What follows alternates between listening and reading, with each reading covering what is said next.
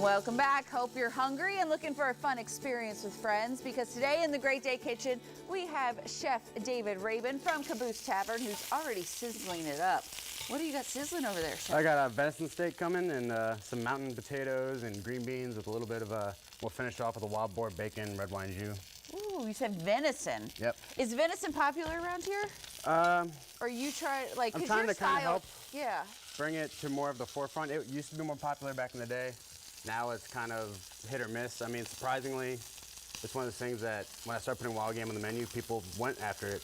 At first, like when I had rabbit and stuff on the menu, people were kind of like, a little like, I don't know about this. And then once I started pushing them a little bit further with wild boar and rabbit and all that.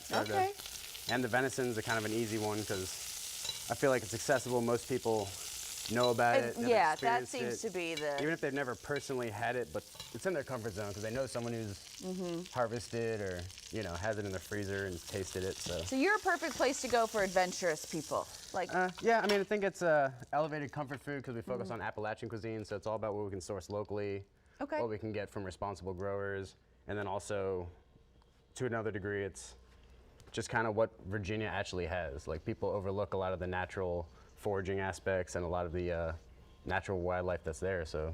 And you're right off the WNOD trail, right? So a lot of people that are kind of walking come up, they have grab a beer. Yeah, a lot of bikers and a lot of fun.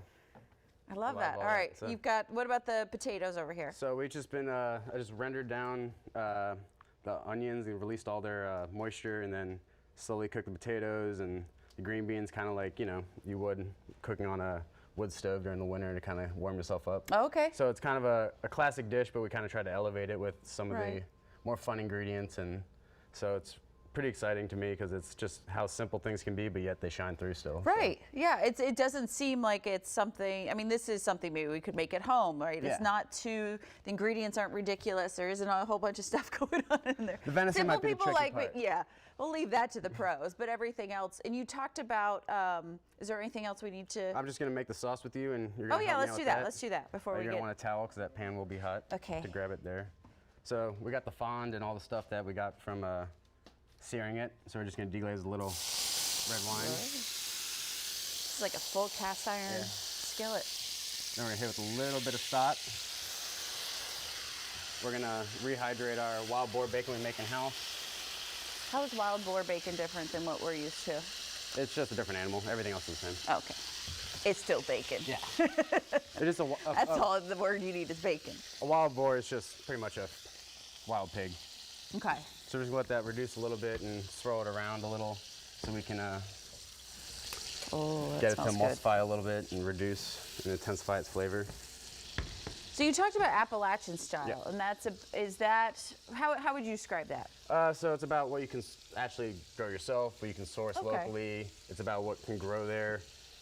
To another degree, you can say what is actually indigenous to there, but with the world economy these days, you can pretty much grow most things in this climate, not everything, not citrus, stuff like that. But a lot of the farms that we use grow a lot of things that are not typical to this area, which is kind of nice. But also there's some of the classics, and like we get Paw vinegar from a local vinegar company that actually harvests it and brews it. It's really cool.